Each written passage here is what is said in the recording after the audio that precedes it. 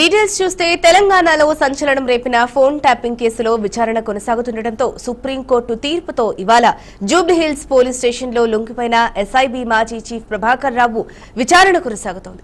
పలు కీలక అంశాలపై ఆయన్ను సిట్ అధికారులు ప్రశ్నిస్తున్నారు. కాగా వారం రోజుల పాటు కస్టోడియల్ విచారణకు సుప్రీంకోర్టు అనుమతినిచ్చింది. దీనికి సంబంధించిన మరింత సమాచారాన్ని మా బీఆర్కే ప్రతినిధి శ్రీనివాస్ అందిస్తారు. చెప్పండి శ్రీనివాస్, ఈ అంశానికి సంబంధించిన అప్డేట్ ఏంటి?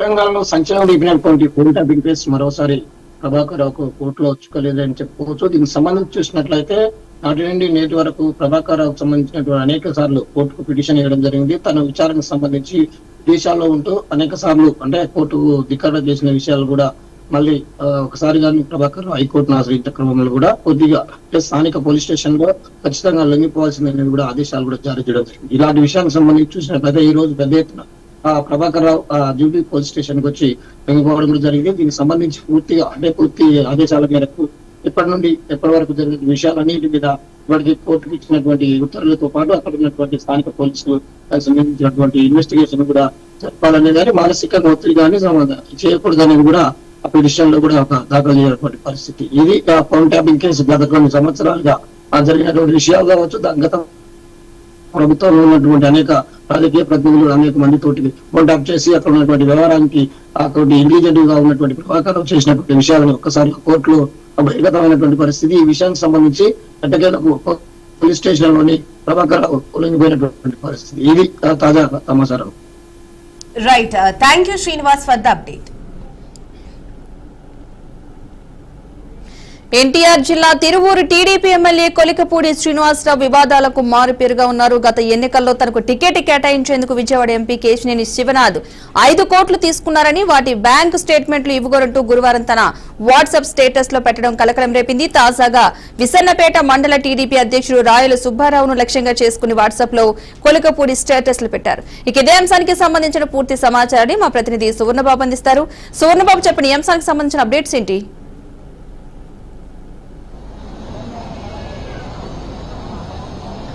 ఓకే, ఈరోజు తెలుగుదేశం పార్టీ కేటగిరీ ఈరోజు చూసుకున్నట్లయితే తిరువూరు ఎమ్మెల్యే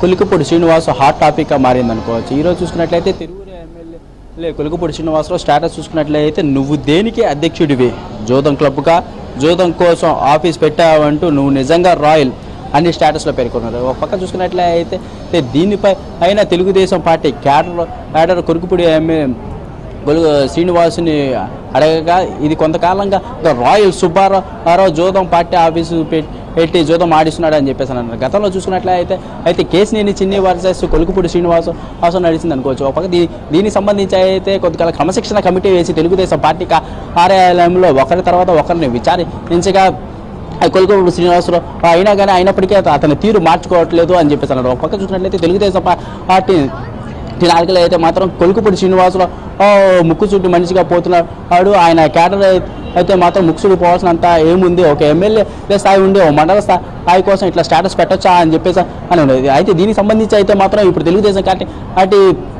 పార్టీ క్యాడర్ అయితే ఈ రోజు కూడా మళ్ళీ క్రమశిక్షణ కమిటీ వేసి విచారిస్తారా అని చెప్పని వేచి చూడాల్సి వస్తుంది. Right, thank you Suvarnababu. దేశంలో అధికారంలో ఉన్న భారతీయ జనతా పార్టీలో కీలక ఘట్టానికైతే తెరలేచింది. పార్టీ జాతీయ అధ్యక్ష పదవికి ఎన్నికల నగారా మోగింది. రేపు నామినేషన్ల స్వీకరణ, ఎల్లుండి ఎన్నిక జరగనున్నట్లు పార్టీ వర్గాలు వెల్లడించాయి. ఈ నేపథ్యంలో కమల దళానికి తదుపరి సారథి అయితే ఎవరు, అధిష్టానం ఆశీస్సులు పొందిన నేత ఏకగ్రీవంగా ఎన్నికవుతారా లేక అనూహ్యంగా పోటీ ఎదురవుతుందా అనే అంశంపై ఢిల్లీ రాజకీయ వర్గాల్లో సర్వత్రా ఉత్కంఠ అయితే నెలకొంది. ఇక ఇదే అంశానికి సంబంధించి పూర్తి సమాచారాన్ని మా బీఆర్కే ప్రతినిధి రామకృష్ణ అయితే అందిస్తారు. చెప్పండి రామకృష్ణ, అప్డేట్స్ ఏంటి? ఫాతిమా, ఏదైతే కొన్ని రోజులుగా బీజేపీ అధ్యక్ష పదవికి కొంత 2020లో జేపీ నడ్డా ఎన్నిక అవడం జరిగింది. బీజేపీ జాతీయ అధ్యక్ష పదవికి 3 సంవత్సరాల గడువు ఉంటుంది. దానికి సంబంధించి కూడా 2023తో జేపీ నడ్డా పదవీ కాలం పూర్తయింది. 2024లో ఎన్నికలు ఉన్న నేపథ్యంలో ఇప్పటి వరకు పోస్ట్ పోన్ చేసుకుంటూ వస్తున్నారు. ఆ నేపథ్యంలోన జనవరి 26, 2026కి కొత్త అధ్యక్షుడిని ఎన్నుకోవాలని బీజేపీ బీజేపీ భావించింది. దానికి సంబంధించి కొంత నోటిఫికేషన్ కూడా రిలీజ్ చేయడం జరిగింది. బీజేపీలో రేపు నామినేషన్ల ప్రక్రియ ఉంటుంది. ఎల్లుండు ఆదివారం నాడు ఏకగ్రీయంగా ఎన్నుకునే అవకాశం ఎక్కువగా ఉంది. ఎందుకంటే సాధారణంగా పార్టీ అధ్యక్ష పదవి అనేది నోటిఫికేషన్ ఏదైతే బయటకు వస్తుందో అప్పటికే దాదాపుగా అధ్యక్ష పదవికి ఎవరనేది మాత్రం కోర్ టీంలో ఎవరైతే ఉంటారో మెంబర్స్ వాళ్ళకి మాత్రం ప్రధానమంత్రికి కావచ్చు లేదా అమిత్ షా కావచ్చు, ఆర్ఎస్ఎస్కి సంబంధించినటువంటి ప్రతినిధులకు కావచ్చు, వీళ్ళందరికీ కూడా తెలిసే అవకాశం ఉంది. దీనికి సంబంధించి బయటికి రాపోయినప్పటికీ కూడా అధ్యక్షుడి ఎవరు అనేది కూడా ఇప్పటికే తెలిసిపోయినట్టుగా కూడా తెలుస్తుంది. మెయిన్గా ప్రధానంగా చూసుకుంటే దీనికి సంబంధించి ఎవరైనా నామినేషన్ దాఖలు చేస్తే మాత్రం ఎల్లుండు దీనికి సంబంధించి ఎన్నిక కూడా ఉంటుంది. ఎన్నిక అయిన తర్వాత ఎవరైతే ఎన్నుకోబడతారో వారందరినీ దానికి సంబంధించి మెయిన్గా చూసుకుంటే 4 పేర్లు బలంగా వినిపిస్తున్నాయి. కేశవ్ ప్రసాద్ మౌర్య, ఈయన ఆర్ఎస్ఎస్కి అమిత్ షాకి కొంత అత్యంత దగ్గరగుండే వ్యక్తి, ఈయన పేరు కూడా బలంగా వినిపిస్తుంది. నరేంద్ర ప్రధాన్, ఈయన ఎడ్యుకేషన్ సెంట్రల్ యూనియన్ మినిస్టర్గా ఉన్నారు, ఈయన కూడా BJP senior leader. Bhupendra Yadav కూడా పేరు బలంగా వినిపిస్తుంది. ఈయన కూడా ఎప్పటి నుంచో బీజేపీ పార్టీలో ఉన్నారు, ఈయనకు కూడా ఎక్కువ అవకాశం ఉంది. మెయిన్గా చూసుకుంటే శివరాజ్ సింగ్ చౌహాన్ మాజీ సీఎం యూపీకి సంబంధించి ఈయన పేరైతే, ఎందుకంటే సీఎంగా చేసినటువంటి అనుభవం ఉంది. ఇది ప్రధానంగా అధ్యక్ష పదవి ఏదైతే ఉందో అధ్యక్ష పదవి ఆర్ఎస్ఎస్తో పాటు బీజేపీ పార్టీకి సంబంధించి ఏదైతే మొత్తం ఏదైతే మనకి దీనికి సంబంధించి కూడా అభివృద్ధి కావచ్చు, సంక్షేమం కావచ్చు, ఈ రెండింటితో పాటు పార్టీని కూడా ప్రజల్లోకి తీసుకెళ్లే మెయిన్ టార్గెట్ ఇది అంశంగా ఉంటుంది అధ్యక్ష పదవి అనేది. రానున్న ఇప్పుడు ఎన్నుకోబడినటువంటి ఎవరైతే 2020 నుంచి కొత్తగా అధ్యక్ష పదవిలోకి వస్తారో వారికి ముందు మాత్రం కొన్ని రాష్ట్రాల్లో అసెంబ్లీ ఎన్నికలు ఉన్న నేపథ్యంలో పార్టీని కొంత బలోపేతం చేయటం మెయిన్ ప్రధాన ఎజెండాగా ఉంటుంది. ఇప్పుడు అటువంటి అధ్యక్షుడు రానున్న రోజుల్లో కూడా పార్లమెంట్ ఎలక్షన్స్ కూడా వస్తాయి కాబట్టి ఇదే అధ్యక్ష పదవి పోస్ట్ పోన్ చేస్తే ఇప్పుడున్నటువంటి అధ్యక్ష పదవితోనే పార్లమెంట్ ఎన్నికలకు కూడా వెళ్ళే అవకాశం ఉంది. కాబట్టి ఏదైతే జాతీయ పార్టీది బీజేపీ పార్టీతో పాటు దీనికి మొత్తానికి సంబంధించి ఏదైతే అభివృద్ధి చేస్తున్నారో దాంతోపాటు రెండింటిని కూడా జోడెద్దులాగా తీసుకెళ్లాల్సిన బాధ్యత ఇప్పుడు అధ్యక్ష పదవి ఎన్నుకునే వ్యక్తిపై భుజాలపైన ఉంటుంది. దానికి సంబంధించి ఆర్ఎస్ఎస్ను కూడా కలుపుకుని పోవాల్సి ఉంటుంది. సో మొత్తం ఓవరాల్గా చూసుకుంటే ఇప్పుడు ఇన్ని రోజులు 2023 నుంచి జేపీ నడ్డా ఎక్స్టెన్షన్ ఏదైతే ఉందో ఇప్పటి వరకు కొనసాగింది. సో ఎవరిని ఎన్నుకుంటారు ఏంటి అనేది కొన్ని 2 రోజుల్లో అయితే మొత్తం కూడా తెలిసిపోయే అవకాశం ఉంది. మొత్తం ఓవరాల్గా చూసుకుంటే బీజేపీ అధ్యక్ష పదవి అనేది మాత్రం ఎవరికి ఇదవుతుంది అనేది మాత్రం కొంత అందరిలో కూడా ఆసక్తిగానే ఉందని చెప్పుకోవచ్చు. Right, thank you Ramakrishna for the update. Akhanda 2 cinema నిర్మాణ సంస్థకు భారీ ఊరట లభించింది. తెలంగాణ హైకోర్టు సింగిల్ బెంచ్ ఇచ్చిన ఉత్తర్వులపై నెల 14 వరకు డివిజన్ బెంచ్ స్టే విధించింది. సినిమా టికెట్ల జీవో రద్దు ఉత్తర్వులను సస్పెండ్ చేసింది. తదుపరి విచారణను ఈ నెల 15కు వాయిదా వేసింది. మరోవైపు సినిమాటోగ్రఫీ మంత్రి కోమటిరెడ్డి వెంకటరెడ్డి సంచలన వ్యాఖ్యలు చేశారు. దీనికి సంబంధించిన మరింత సమాచారాన్ని మా అవుట్పుట్ ఎడిటర్ వెంకట్ అందిస్తారు. చెప్పండి వెంకట్, ఈ అంశానికి సంబంధించిన అప్డేట్ ఏంటి?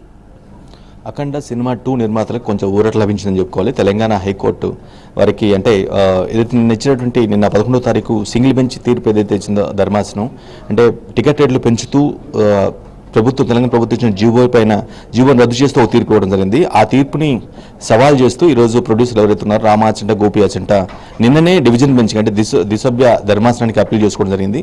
సో ఈరోజు దాన్ని విచారణ చేపట్టినటువంటి ధర్మాసనం వీరపట్న నిర్మాతల పాయింట్ ఆఫ్ వ్యూలో అంటే వారి వాదనలతో ఏకీభవించి అంటే ఏదైతే నిన్న ఇచ్చిన జీవో ఏదైతే ఉందో జీవో రద్దు ఉత్తర్వులు ఏవైతే ఉన్నాయో వాటిని సస్పెండ్ చేసింది. సో 14వ తారీఖు వరకు స్టే విధించింది. దాని మీద 14వ తారీఖు వరకు స్టే విధించింది. కేసు విచారణ 15వ తేదీకి వాయిదా వేసింది. సో 14వ తేదీ వరకు ఎటువంటి ఇబ్బంది లేకుండా అంటే టికెట్ రేట్స్ గతంలో ఏదైతే ఇచ్చిందో ప్రభుత్వం, అంటే సింగిల్ స్క్రీన్లో 50 రూపాయలు, అదే మల్టీప్లెక్స్లో 100 రూపాయలు చొప్పున ఏదైతే ఇచ్చిందో అది కొనసాగించుకోవచ్చని ఒక తీర్పు ఇవ్వడం, క్లియర్ కట్ ఒక తీర్పు అయితే ఇచ్చింది దిశ. అంటే నిన్న ఇచ్చిన సింగిల్ బెంచ్ తీర్పు అందరి వాదనలు వినలేదు, కొంత అందరి వాళ్ళని వినలేదు కాబట్టి అటువంటి తీర్పు వచ్చింది. దిశభ్య ధర్మాసనం మాత్రం కంప్లీట్గా 2 వర్షన్స్ విని పూర్తిగా సబ్జెక్ట్ని అర్థం చేసుకున్న తర్వాతే ఈ తీర్పు ఇస్తున్నామని, సో ప్రభుత్వం నిన్న ఏదైతే సింగిల్ బెంచ్ తీర్పు ఇచ్చిందో, అంటే ఉత్తర్వుల్ని రద్దు చేస్తూ వాటి మీద స్టే ఇచ్చింది, కేసుని 15వ తారీఖు వాయిదా వేసింది. సో కొంత ఇదైతే ఖచ్చితంగా నిర్మాతలకి కొంత ఊరలు లభించారు. రామాచంట గోపీచండ్ ఏదైతే సినిమాకు సంబంధించి.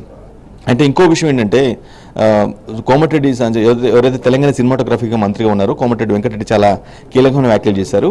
మరోసారి నిర్మాతలు దర్శకులు ఎవరో కూడా తమ వద్దకు రావద్దని, టికెట్లు పెంచాలని మాత్రం ఖచ్చితంగా అడగొద్దు అంటూ ఒక డైరెక్ట్ స్టేట్మెంట్ ఇచ్చారు. సో ఏదన్నా అంటే ఆయన కూడా మధ్యతరగతి ప్రజలు అంటే సామాన్య ప్రజలు సినిమాకి దూరం అవుతున్నారు అంటే ఈ టికెట్ల పెంచు వ్యవహారం ఏదైతే ఉందో పదే రిలీజ్ సమయంలో ప్రొడ్యూసర్లు దర్శకులు వచ్చేసి సినిమాటోగ్రఫీ మంత్రిని కలవడం, ప్రభుత్వాన్ని అప్రోచ్ అవ్వడం, టికెట్ రేట్లు పెంచాలని రిపీటెడ్గా అడుగుతుంటూ మనం గత కొన్ని సంవత్సరాలుగా చూస్తూ ఉన్నాం. సో దీన్ని కండెమ్ చేస్తూ ఇది ఖచ్చితంగా సామాన్య ప్రజలు ఎవరైతే ఉంటారో, పేదలు ఎవరైతే ఉంటారో వారికి సినిమాని కూడా చూసే అటువంటి లేకుండా చేసే ప్రయత్నం కాబట్టి ఇది మరోసారి మీరు రావద్దు అని చాలా స్పష్టంగా కోమటిరెడ్డి వెంకటరెడ్డి కామెంట్ చేయడం జరిగింది. సో ఈ కామెంట్స్ కూడా కొంత ప్రాధాన్యత సంతరించుకున్నాయి.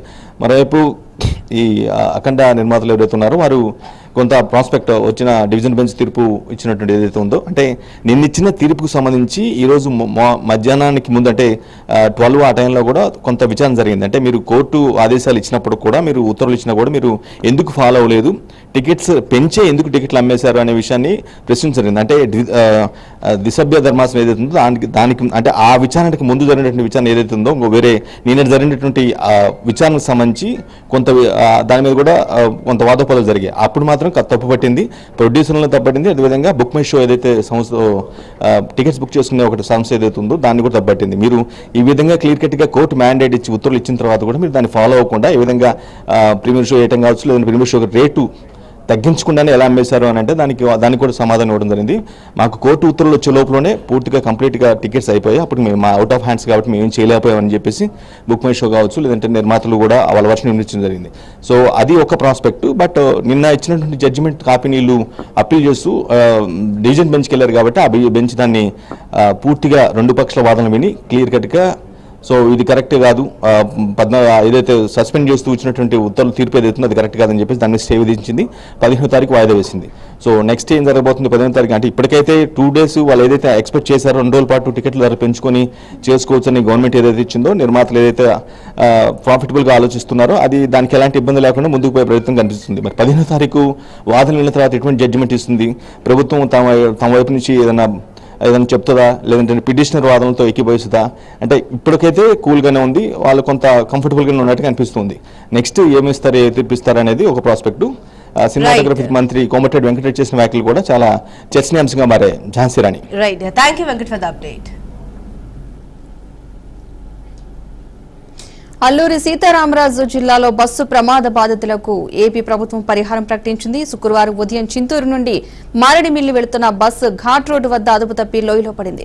ఈ ప్రమాదంలో 9 మంది మరణించగా పలువురికి గాయాలయ్యాయి. ఘటనా స్థలానికి మంత్రులు పరిశీలించడం జరిగింది. మృతుల కుటుంబాలకు రాష్ట్ర ప్రభుత్వం నుండి 5 లక్షలు, క్షతగాతులకు 2 లక్షల రూపాయల పరిహారం ప్రకటించారు. చింతూరు ఏరియా ఆసుపత్రిలో క్షతగాతులను చికిత్స పొందుతున్నారు. ఇక ఇదే అంశానికి సంబంధించిన పూర్తి సమాచారాన్ని మా ప్రతినిధి అశోక్ అందిస్తారు. అశోక్, చెప్పండి. Thank you Padma. ప్రస్తుతం అయితే ఏదైతే అల్లూరు సీతారామరాజు జిల్లా మారేడుపల్లి ఘాట్ లో బస్సు బాల్తపై కూడా పూర్తిగా కూడా ఆంధ్రప్రదేశ్ అంతా కూడా పూర్తిగా కూడా కలకలం రేపిందని చెప్పొచ్చు. అయితే ఇదే కోణంలో ఎవరైతే భద్రాచలం నుండి అన్నవరం వైపు వెళ్తున్న యాత్రికులు అయితే మాత్రం ఈ బస్సులో ప్రయాణిస్తుండగా ఇందులో ప్రస్తుతం అయితే మాత్రం మొత్తం అయితే 37 మంది ఉన్నారు. ఇందులో 37 మందిలో 2 డ్రైవర్లు, 35 మంది సంబంధించిన ప్రయాణికులు అయితే ఉన్నారు. ఈ 35 మంది ప్రయాణికులు ఏదైతే పూర్తి స్థాయిలో ఇక రోడ్డుపై ఘాట్ రోడ్డుపై వెళ్తున్న యొక్క బస్సు తెల్లవారుజామున 3:30 సమయంలో అయితే మాత్రం పూర్తిగా కూడా బోల్తాపడి లోయలో పడడం జరిగింది. అయితే ఇందులో పూర్తిగా అక్కడికక్కడే 9 మంది అయితే మాత్రం మరణించడం జరిగింది. అయితే ఈ యొక్క ప్రమాద ఘటన జరిగే సమయంలో 3:30 టైంలో సిగ్నల్స్ లేకపోవడంతో ఆ 4:30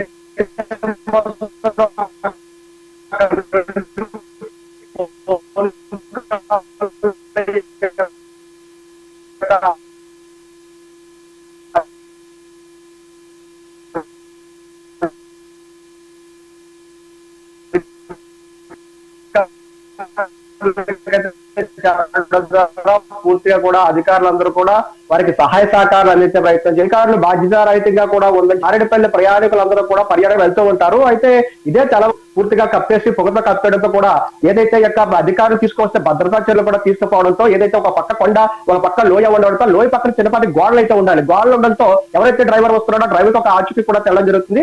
అయితే ఈ యొక్క రాత్రి సమయంలో ఏదైతే తెల్లవారుజాము 4 చీకటి కమ్మ చీకటిలో ఏదైతే యొక్క పొగ పూర్తిగా దట్ట కమ్మడంతో డ్రైవర్ అయితే మాత్రం ఈ యొక్క నడిపే సమయంలో కూడా అదుపు తప్పి పూర్తిగా కూడా లోయలో పడిపోవడం జరిగింది.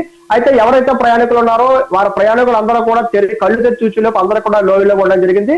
9 మంది స్పాట్ లో చనిపోవడంతో ఈ యొక్క తర్వాత మిగతా సభ్యులు ఎవరైతే ఉన్నారో ఈ యొక్క 26 మంది సభ్యులు కూడా పూర్తిగా కూడా ఎవరికి హాస్పిటల్లో తీసుకెళ్లి ప్రత్యేకంగా దగ్గరలో ఉన్న ఏదైతే హాస్పిటల్ రపచోడవరం, చింతూరు ఏరియాలో భద్రాచల ఏరియాలో కూడా హాస్పిటల్ తీసుకెళ్లి వారికి ట్రీట్మెంట్ చేయడం జరుగుతుంది. ఇందులో ఒక అతని పరిస్థితి మాత్రం పూర్తిగా విషమంగా ఉందని చెప్పొచ్చు. ఇద్దరు డ్రైవర్లు ఒక డ్రైవర్ పరిస్థితి విషమంగా ఉంది, మరొక డ్రైవర్ అయితే క్షేమంగా ఉన్నాడు. అయితే ఈ విషయాలు తెలుసుకున్న మన హోంశాఖ మంత్రి ఎవరైతే వంగపూడి ఆయనతో స్పాట్ వెళ్ళి హుటాహుటిన చేరుకుని ఎవరైతే ఉన్నారో వారందరినీ పరామర్శించి ప్రతి ఒక్కరికి కూడా ప్రభుత్వం ఆదుకుంటుందని చెప్పడం జరిగింది. అదే విధంగా ఎవరైతే పర్యాటక శాఖ మంత్రి సంజయ్ రాయని కానివ్వండి, ఇక రోడ్డు సవరణ శాఖ మంత్రి కానివ్వండి, పూర్తిగా సంఘటన జరుపుకుని వారందరికీ కూడా లోకల్ గా ఉన్న ఎమ్మెల్యే మిర్యాల శిరీషాదేవి కూడా పూర్తిగా కూడా వారి సహాయ సహకారాలు అందించి వారి సిబ్బందితో కూడా పూర్తిగా కూడా వారికి ఏదైతే అధికారులు కానివ్వండి, ఎవరైతే ముఖ్యమంత్రి చంద్రబాబు నాయుడు ఆదేశాల మేరకు డిప్యూటీ సీఎం పవన్ కళ్యాణ్ గారు ఆదేశాల వరకు కూడా పూర్తిగా అధికారులందరూ కూడా వారి సహాయ సహకారాలు అందించారని చెప్పడంతో హుటాహుటిన వెళ్లి వారందరికీ కూడా పూర్తిగా కూడా భద్రతా చర్యలు చేపట్టడం జరిగింది. అదే విధంగా పూర్తిగా కూడా ఇక రాష్ట్ర ప్రభుత్వం నుండి ఎవరైతే చనిపోయిన వ్యక్తులకు ఎక్స్గ్రేషియా కింద 5 లక్షల రూపాయలు, అదే విధంగా గాయపడిన వారికి 2 లక్షల రూపాయలు కూడా ప్రకటించడం జరిగింది. కేంద్ర ప్రభుత్వం నుంచి కూడా చనిపోయిన వారికి 2 లక్షల రూపాయలు, గాయపడిన వారికి 50 రూపాయలు కూడా ఇవ్వబోతున్నట్టు కూడా సమాచారం ఉంది. అయితే ప్రస్తుతం అయితే ప్రజల బాధ్యతాయుతంగా అయితే మాత్రం ఏదైతే ఘాటి రోడ్ నుంచి పూర్తిగా కూడా ఈ యొక్క ప్రదేశం నుండి కూడా ఆచితూచి వెళ్లాల్సిన పరిస్థితుంది. ఏది కూడా పూర్తిగా బస్సు ఏదైతే ఫిట్నెస్ కూడా చాలా చక్కగా ఉంది, ఫిట్నెస్ కూడా చాలా పర్ఫెక్ట్ గా ఉందని చెప్పేసి కూడా నివేదికలో తేలడం జరిగిందని కూడా అధికారులు చెబుతున్నారు. పూర్తిగా భద్రతా చర్యల్లో అధికారులు అయితే మాత్రం విఫలమయ్యారని చెప్పొచ్చు. ఎందుకంటే ఆ ఘాటి రోడ్లో ఒక పక్క ఇత్తెన కొండ, ఒక పక్క లోయకి సిగ్నల్స్ కానీ బోర్డ్స్ కానీ లేకపోవడంతో టర్నింగ్ పాయింట్ లో కూడా ఈ యొక్క చీకటి సమయాల్లో అయితే మాత్రం డ్రైవర్లు కూడా కొంచెం ఎంత సీనియర్ డ్రైవర్ అయినా సరే ఒకసారి తప్పడం జరుగుతుంది. ప్రస్తుతం అయితే ఎవరైతే యొక్క 9 మంది చనిపోయారో 9 మందిలో చనిపోయిన బాధితులు అయితే మాత్రం 5 కుటుంబాలకు సంబంధించిన బంధువులు అయితే మాత్రం అక్కడ చేరుకోవడం జరిగింది. ఇంకా 4 సంబంధించిన బంధువులు అయితే మాత్రం రేపటికి వచ్చే అవకాశం ఉందని చెప్పేసి కూడా సమాచారం అందుతుంది. అయితే ఇంకా క్షతగాత్రులు ఎవరైతే ఉన్నారో వారి బంధువులు కూడా ఇప్పుడిప్పుడే వస్తున్నారు. ఒకవేళ వారి బంధువులు రాకపోతే ప్రత్యేకమైన స్లీపర్ బస్సులు కూడా ఏర్పాటు చేసి వారి ప్రాంతాలకు పంపించే విధంగా కూడా ప్రభుత్వం అయితే మాత్రం తక్షణమే చర్యలు తీసుకోవడం జరిగింది. ఏదేమన్నప్పటికీ ప్రత్యేకంగా ప్రతి ఒక్క ఎవరైతే ఉన్నారో అందరికి కూడా సరైన వైద్య అందించాలని చెప్పేసి కూడా మంత్రి పూర్తిగా అక్కడ దగ్గరుండి కూడా ఎవరైతే హోం మినిస్టర్ అనేది కూడా ప్రత్యేకంగా పర్యవేక్షణ చేయడం జరిగింది. పూర్తి స్థాయిలో ఎప్పటికప్పుడు కూడా ఇక్కడ జరుగుతున్న విషయాలు బట్టి ముఖ్యమంత్రి చంద్రబాబు నాయుడు ఫోన్ ద్వారా సంభాషణలో వాళ్ళు తెలుసుకోవడం జరుగుతుంది. డిప్యూటీ సీఎం పవన్ కళ్యాణ్ కూడా ప్రభుత్వ కుటుంబాలకు అండగా ఉంటుంది కూడా చెప్పడం జరుగుతుంది. Padma, right, thank you Ashok.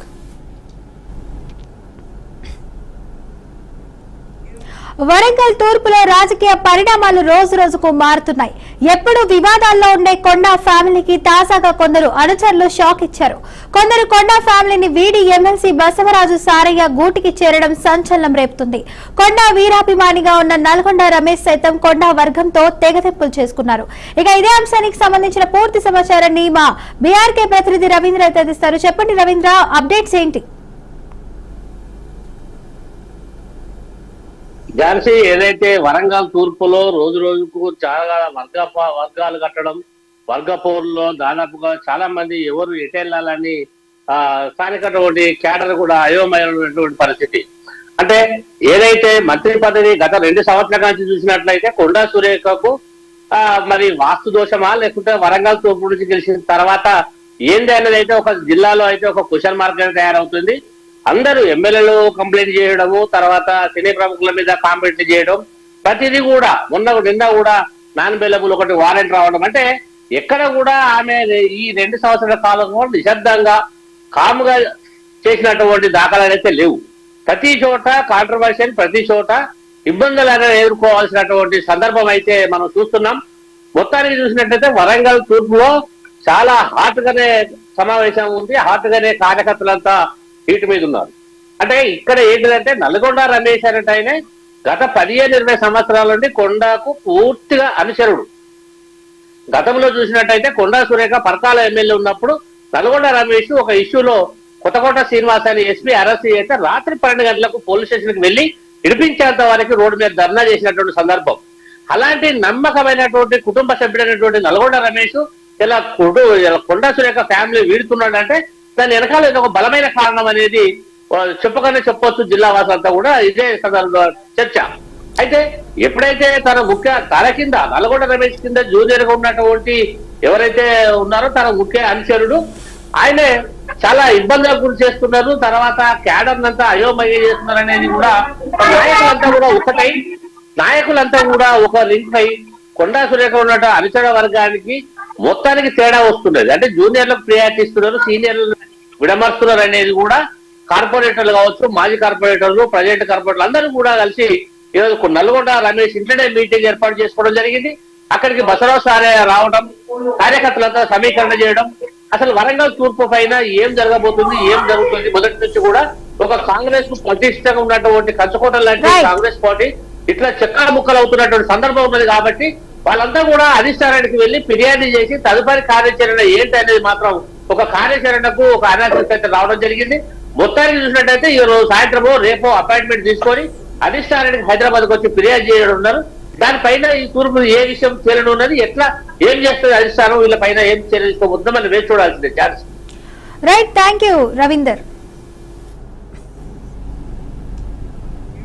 6 లో ఇవి ఇప్పటి వరకు updates. Keep watching BRK news. తెలుగుడి సత్తా.